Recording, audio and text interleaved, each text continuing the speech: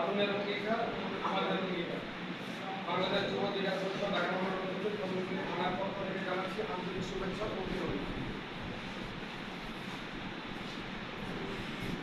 আপনারা ইতিপূর্বে জানেন যে বাংলাদেশ গণ অধিকার পরিষদ একটা রাজনৈতিক দল হিসাবে পরিণত হয়েছে।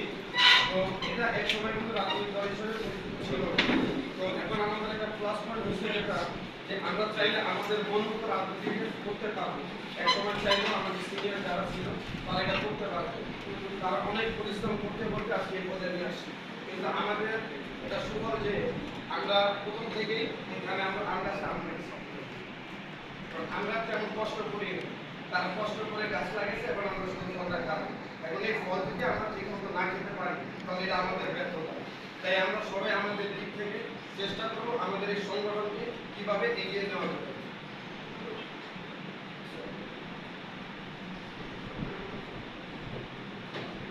বাংলাদেশ যুব অধিকার পরিষদ গণ অধিকার পরিষদের একটি অঙ্গ সংগঠন। আর প্রতিটা দলের মধ্যে সবচেয়ে বড় একটা সংগঠন হচ্ছে যুব অধিকার পরিষদ। আর আমরা সবাই যুবতী আছি। তো যুব ছাড়া যে কোনো সংগঠনই সুন্দর হয় না।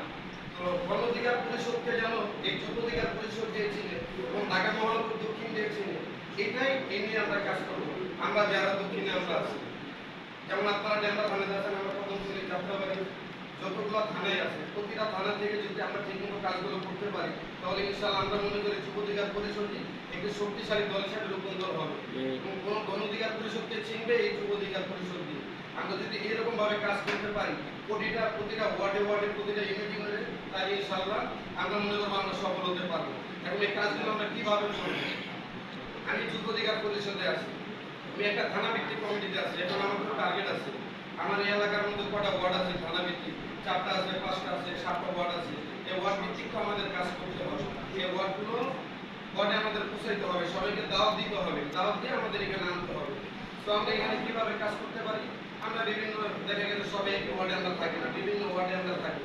তো বিভিন্ন ওয়ার্ডে যখন আমরা থাকি ওইখানে আমরা বিভিন্ন ওয়ার্ডে যারা আছেন তাদেরকে আমরা দাওয়াত দিব।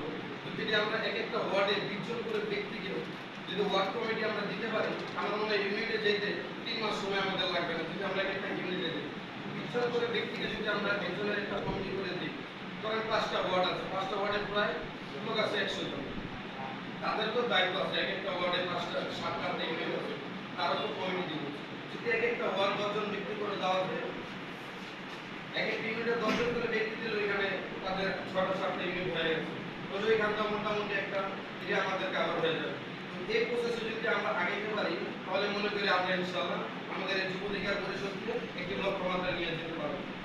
তো সবাই আমার জন্য দোয়া করবেন এবং আমরা যেন সবাই মিলে একইভাবে কাজ করতে পারি, পুরানোভাবে কাজ করতে পারি। ধন্যবাদ সবাই।